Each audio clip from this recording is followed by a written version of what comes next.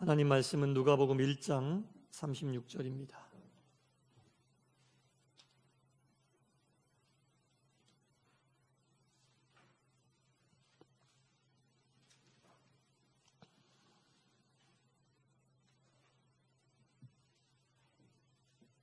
누가복음 1장 36절. 한 목소리로 하나님 말씀을 봉독하겠습니다. 시작. 보라, 내 친족 엘리사벳도 늙어서 아들을 배었느니라. 본래 임신하지 못한다고 알려진 이가 이미 6달이 되었나니. 아멘. 할렐루야.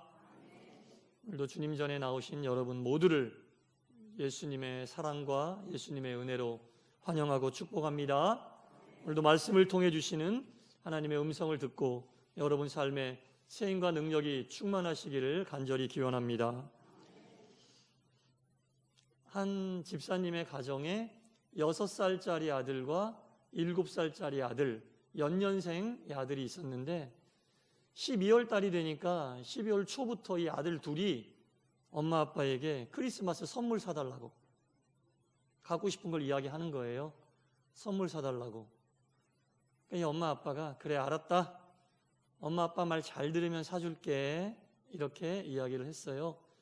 이 이야기가 끝나자마자 둘째 아이는 심부름부터 시작해서 엄마 일을 돕고 아빠 일을 돕고 짜증도 안 내고 그냥 너무 엄마 아빠 말을 잘 듣는 거예요.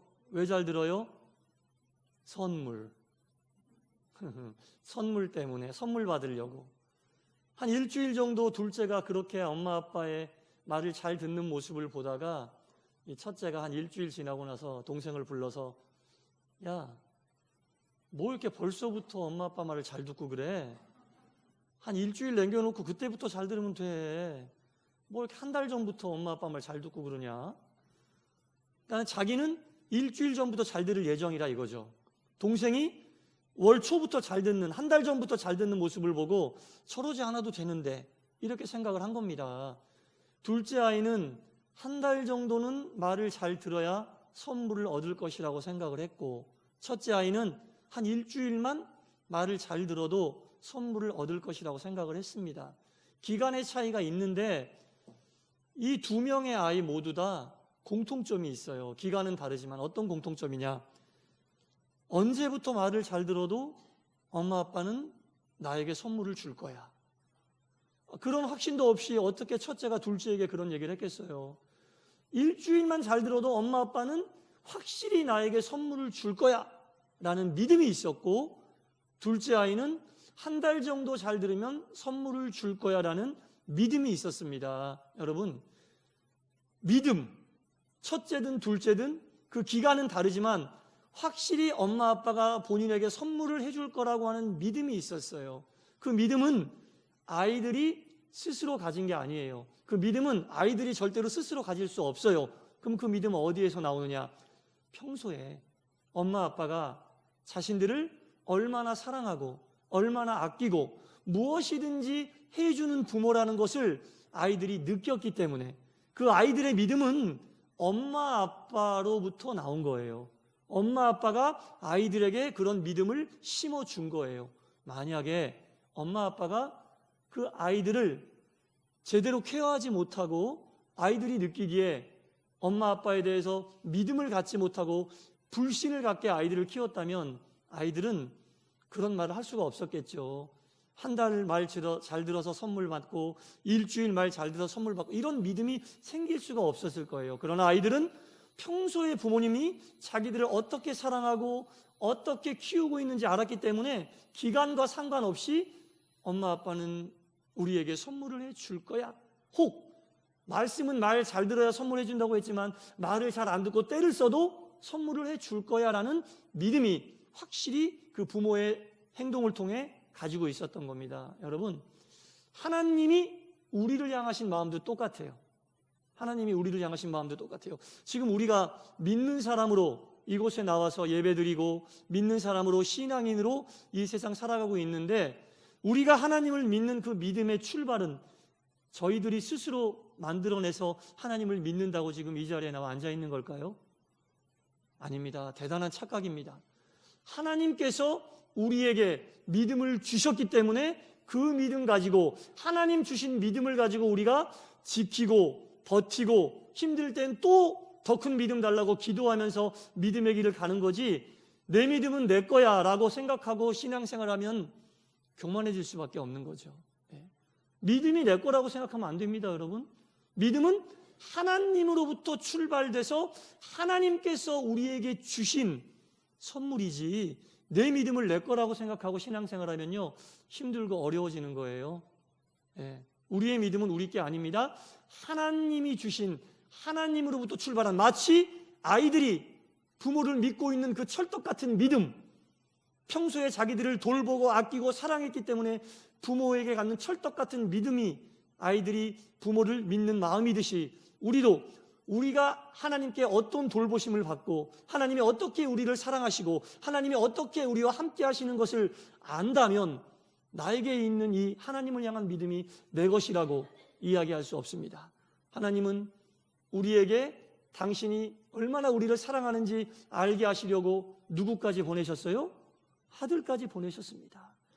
우리를 위하여 당신의 아들까지 보내신 그 사랑을 우리가 안다면 우리의 믿음의 출발은 하나님께서 우리에게 베풀어 주신 그 은총에 대해서 감사하는 마음이지, 그 믿음은 오직 하나님께서 우리에게 주신 것이란 겁니다. 그래서 우리가 믿음은 내 것이 아니요 하나님으로 인해 기인된, 하나님으로부터 받은 귀한 마음이 믿음임을 아시고 하나님께도 영광 돌리시기 바랍니다. 하나님께서 먼저 우리를 만져주셨어요. 하나님께서 먼저 우리를 사랑해 주셨어요. 하나님께서 먼저 우리를 아끼시고 은총을 베푸셨기 때문에 우리는 그 하나님의 그 모습을 보고 믿을 수밖에 없는 거예요. 믿을 수밖에 없는 마음을 우리에게 주신 겁니다. 아브라함이 있습니다. 하나님께서 아브라함에게 무리한 요구를 하세요. 어떤 무리한 요구를 하시느냐? 독자 아들을 나를 위해 제물로 죽여서 제단 위에 올려놓고 제사를 지내라. 무리하다는 말로도 표현할 수 없을 정도의 요청이시죠. 근데 아브라함은 그거 순종했어요, 안 했어요? 순종했어요.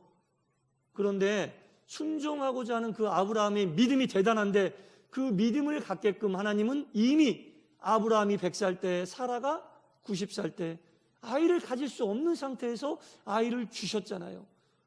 하나님은 나에게 이런 분이시구나, 하나님은 나에게 이런 은총을 베푸시는 분이구나, 말도 안 되는 이런 은총을 베푸시는 분이구나. 그때 아브라함은 벌써 하나님의 은총을 딱 체험하고 믿음이 생긴 거예요. 그러니까 하나님의 무리한 요구에도 순종할 수 있었던 겁니다. 하나님이 아브라함으로 하여금 이삭을 바칠 수밖에 없게끔 이미 은총을 충분히 베풀어 주셨다는 얘기입니다.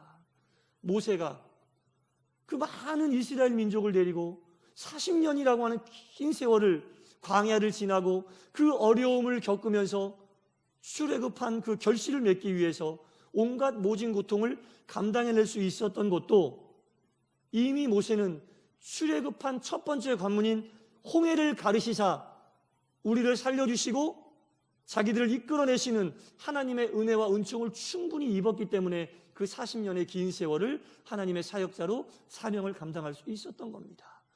여호수아가 모세의 뒤를 이어서 가나안을 정복하는 정복전쟁을 할 수 있었던 이유도 가나안의 첫 관문인 여리고에서 백전백패할 수밖에 없는 상황에서 여리고성을 정복하게 하신 하나님의 은총을 체험한 이후에 하나님의 명령과 하나님의 사역을 감당하지 않을 수 없는 그러한 은혜와 믿음이 생겼던 거예요. 여러분, 우리도 하나님께서 지금 믿음의 길을 가게 하시는데, 지금 이 자리에 나와 예배드리고 있는데 이러한 일들을 감당할 수 있게 하시고 믿음의 길을 갈 수 있도록 해주신 여러분들에게 은혜와 은총이 다 있기 때문에 여러분들 지금 이 자리에 나와 앉아 계신 줄 믿습니다.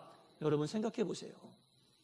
틀림없이 여러분들의 믿음과 신앙을 지키고 방황했다가 다시 돌아오고 믿음의 줄을 놓지 않고 살 수밖에 없게끔 하나님이 해주신 은혜와 은총이 다 여러분들 삶 속에 다 녹아 있는 거예요. 그거 없이 우리가 믿음 생활을 못합니다. 그거 없이 어떻게 평생 하나님을 섬기고 믿음의 길을 갈 수 있겠어요? 그러니까 그 믿음의 출발은 나의 마음과 나의 결단이 아니라는 거예요. 하나님이 베푸신 은총의 결과요, 하나님이 베풀어 주신 은혜의 결과라는 겁니다. 항상 모든 선한 결과는 항상 하나님의 베푸신 은총이 그 앞에 다 있다는 거예요. 우리는 그 베푸신 은총에 민감할 줄 알아야 됩니다.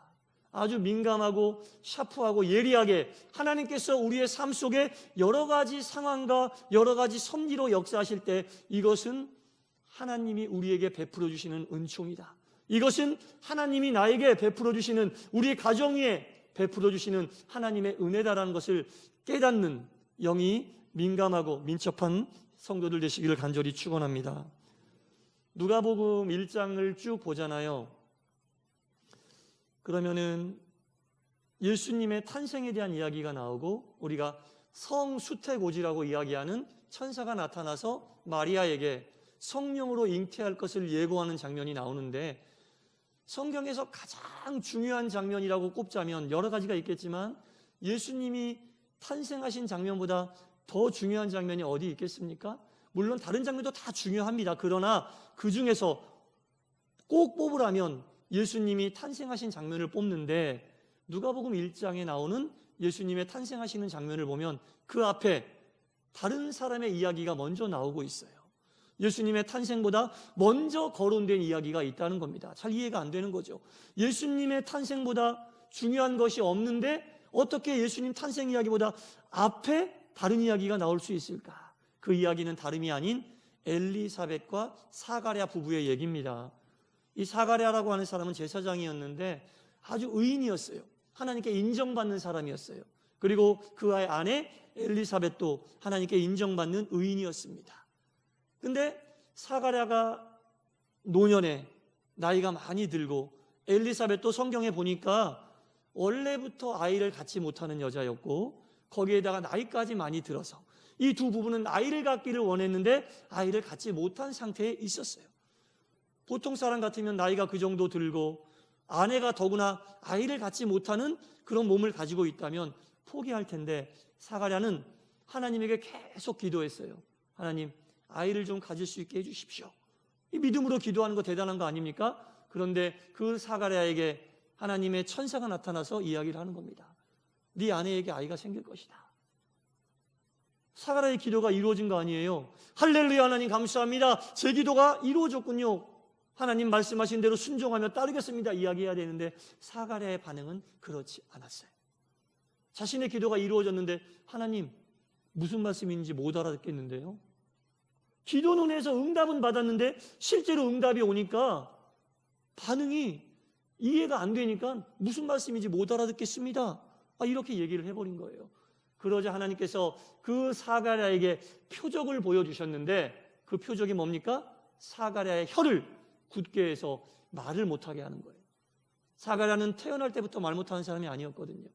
바로 조금 전까지 말을 잘하던 사람이 하나님께서 해주신 기도 응답을 믿지 못하고 그게 무슨 말씀이세요?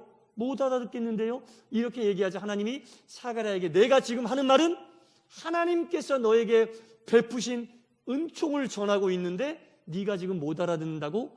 알겠다. 알아듣게끔 표적을 보이겠다 하고 보여주신 게 바로 사가랴의 혀를 굳게 하신 거였습니다.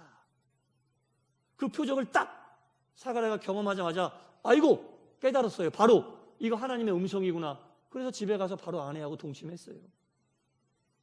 그 노년의 나이에 바로 알고 깨달았으면 좋았을 텐데 깨닫지 못하고 혀가 굳게 되자 이것이 하나님의 표적이구나. 그때 깨닫고 바로 아내와 동침해서 아이를 낳았는데 그 아이가 누굽니까? 세례 요한입니다. 그렇게 태어난 아이가 바로 세례 요한입니다. 예수님의 앞길에서 예수님의 오실 것을 증거했었던 세례 요한이 그렇게 태어나게 됐습니다. 그리고 6개월이 지났어요. 6개월의 시간이 지나니까 이 사가랴의 아내 엘리사벳이 아이를 가진 지 6개월이 지났는데 천사가 또 한 명의 여인에게 나타났어요. 그 여인은 바로 마리아였습니다. 마리아에게 나타나서 마리아야, 하나님의 역사하심으로 성령이 내게 임하여 네가 성령의 잉태함으로 하나님의 아들을 낳을 것이다 라고 이야기를 하는 거예요. 어린 나이에 처녀였던 마리아에게는 황당하기도 하고 청천벽력 같은 이야기일 수도 있어요. 당시 마리아의 상황이 어땠느냐? 약혼한 정혼자가 있었어요. 그리고 그때 당시 결혼도 하지 않고 아이를 가지면 율법상 돌에 맞아 죽는 것이 그때 당시 율법이었으니 뜬금없이 남자도 모르는 처녀에게 천사가 나타나서 이제 곧 아이를 가질 것인데 성령으로 잉태해서 아이를 가질 것이고 그 아이는 하나님의 아들이다 라고 이야기하는데, 여러분 성령님이 보이십니까? 안 보이잖아요. 성령으로 잉태한다 해도 그 약혼자가 믿어주겠어요? 이 아이 성령으로 잉태한 아이야. 약혼자가 믿겠어요? 마을 사람들이 결혼도 안 한 여자가 아이를 가져서 이 아이 성령으로 잉태한 아이입니다 하면 그래 그러고 믿어주겠어요? 다 부정한 일을 한 줄 알 거 아니에요. 마리아는 고민이 많았어요. 갈등이 많았어요. 어떻게 해야 할까? 그때 마침 마리아의 먼 친척이었던 엘리사벳, 제가 먼저 말씀드렸던 그 엘리사벳이 마리아의 먼 친척인데, 이 엘리사벳의 임신 소식을 알게 되고 그에게 찾아가서 봤더니 정말로 엘리사벳이 아이를 가질 수 없는 몸에서 노년의 나이에 임신을 하고 벌써 6개월째 그 아이가 뱃속에서 건강하게 자라고 있는 모습을 보고 마리아가 거기서 깨달은 겁니다. 하나님께서 될 수 없는 일을 되게 하시고, 하나님께서 사람의 생각과 경험과 지혜와 능력으로는 할 수 없는 일을 나에게 요청하시는 줄 알았는데 그 일을 먼저 보여주시는구나. 내 가까운 곳에 있는 사람을 통해 표적으로 나에게 보여주시는구나. 이것은 하나님의 말씀을 받아들이고 깨달으라는 하나님의 은혜요, 하나님의 은총이구나라는 깨달음이 마리아에게 왔다는 겁니다. 그 일은 단순히 먼 친척 한 여인의 가능하기 힘든 일이 가능하게 된 기적과 같은 일에서 끝나는 것이 아니라 하나님께서 예수 그리스도의 탄생을 준비하시는데 그 어머니로 택한 마리아가 하나님의 명령을 은혜롭게 받아들이지 못하고 방황주저하고 있으니 이미 하나님의 섭리하심 속에 먼 친척이었던 엘리사벳의 그 임신 사실을 알게 하시고 마리아에게 깨달음을 주셔서 그 깨달음으로 인해 하나님, 제가 당신의 뜻에 순종하고 당신의 말씀에 따르겠습니다라는 고백을 마리아의 입을 통해 끌어내신 겁니다, 여러분. 그래서 우리 주변에서 여러 가지 상황과 여러 가지 돌아가는 일들을 통해 역사하시는 이런 하나님의 일들이 부지기수로 계속 일어나고 있는 거예요. 그때마다 우리는 영적으로 민감해서 이것이 하나님의 일임을 알고 하나님께서 우리에게 원하시는 것들을 그 일을 통해 깨닫고 느끼면서 하나님께 순종하고 그 일을 감당해야 되는 일들이 많이 있다는 겁니다. 이 일이 하나님의 은총이 아니면 뭐겠습니까? 마리아 스스로 보고 깨닫게 하시는 이것이 하나님의 은총이고 하나님의 은혜가 아니면 무엇입니까? 그때 마리아는 하나님의 말씀에 순종해야겠다는 믿음이 딱 생긴 거예요. 그때 마리아의 마음에 믿음이 생긴 거예요. 그러니 마리아가 스스로 하나님을 향한 믿음을 자기 스스로 키웠다고는 볼 수 없는 거죠. 하나님의 역사하심과 하나님의 섭리 속에서 하나님이 믿을 수밖에 없게 만드시고 그 일을 감당할 수밖에 없게 만드신 하나님의 은혜요, 하나님의 은총 속에서 마리아의 믿음이 그 하나님 말씀을 받아들이게 했다는 겁니다. 여러분 주변에서 어떤 사역과 여러분 주변에서 어떤 주의 일들을 감당하려 할 때 받아들이기 힘들고 결단하기 어려운 일이 있을 때 항상 하나님은 그 일을 그냥 여러분들에게 맡기지 않으십니다. 항상 말씀이나 주변의 상황들을 통해 여러분들에게 그 일을 스스로 받아들이고 이것이 하나님의 일임을 깨닫게 하는 믿음의 사건들을 반드시 보여주십니다. 단 영적으로 민첩하고 영적으로 예민하고 그런 분들에게는 이것이 깨달아지게 된다는 거죠. 그래서 우리가 평소에 항상 영으로 민첩하며 영적으로 아주 샤프하기 위하여 기도 생활에 힘쓰고 예배를 통해 말씀에 민감한 훈련이 되어 있으면 그런 분들은 이런 것들을 깨닫고 시행착오 없이 주의 일을 감당하는 거예요. 그런데 그렇지 않으면 시행착오가 계속 반복되다 보니까 이게 힘들어지는 거예요, 여러분. 그래서 우리가 평상시에 영적으로 민첩하고 민감해야 되는 이유가 바로 거기에 있다는 겁니다. 그때 하나님께서 나를 통해 우리를 통해 예비하신 일들이 무엇인지 정확히 꿰뚫게 되고 그 일을 은혜 가운데 감당할 수 있게 되는 겁니다. 하나님께서 마리아의 이 깨달음을 보고 정혼자인 요셉의 마음을 만져주셨잖아요. 제가 요셉이었어도 이해할 수가 없는 거예요. 그거 이해가 되겠습니까? 납득이 안 되는데 요셉은 이해를 했어요. 정혼자인 요셉이 이해하니까 동네 사람들은 어떻게 할 수가 없는 거예요. 마리아의 그 깨달음으로 하나님의 그 명령을 받아들이게 되자 성령의 역사하심은 그때 나타나게 된 겁니다. 이미 하나님의 섭리와 계획은 다 준비가 되어 있었기 때문입니다. 2021년도를 마무리하고 있습니다, 여러분. 올 한 해에도 하나님께서 마리아의 이런 깨달음처럼 여러분들 삶 속에 수없이 많은 깨달음의 일들을 주셨을 거예요. 어떤 일들이 있었는지 한번 되짚어보고 한번 기억을 한번 되새겨 보시기 바랍니다. 그리고 다가올 2022년도에는 이런 일들이 내 주변에 벌어진다면 나는 영으로 민첩하여 그 일이 하나님께서 나를 인도하시는 일인지 알고 순종하며 나가겠습니다. 주여, 나를 통해 성령의 역사를, 우리의 가정을 통해 성령의 역사를, 우리 교회를 통해 성령의 역사하심과 주의 함께하심을 체험하게 하시고 인도하여 주옵소서라는 고백이 여러분들 삶 속에 온전히 충만히 이루어지시기를 간절히 축원합니다. 기도하겠습니다. 주여, 보라, 내 친척 엘리사벳도 늙어서 아들을 배었느니라. 본래 임신하지 못한다고 알려진 이가 이미 6달이 되었나니, 이 사건은 노부부였던 사가랴와 엘리사벳의 일만은 아니었습니다.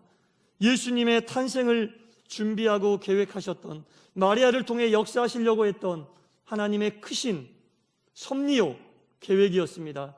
마리아는 그것을 깨닫고 하나님 말씀에 순종했을 때 온 인류를 구하신 우리 구주 예수 그리스도께서 마리아의 몸을 통해 이 땅에 오시게 되었습니다. 하나님 아버지, 우리도 우리에게 하나님께서 사역을 맡기시고 여러 가지 일들을 감당하기를 원하실 때 스스로 깨달을 수 있는 여러 가지 사인을 보내시고 여러 가지 사건을 우리 가운데 펼쳐주실 줄 믿습니다. 주여, 그 모든 것들을 깨달아 알게 하여 주시고 영이 민첩하게 하여 주시고 언제나 영이 맑아 주님의 뜻을 발견하고 알아차릴 수 있도록 저희들을 인도하여 주옵소서. 예수님 이름으로 기도드리옵나이다. 아멘.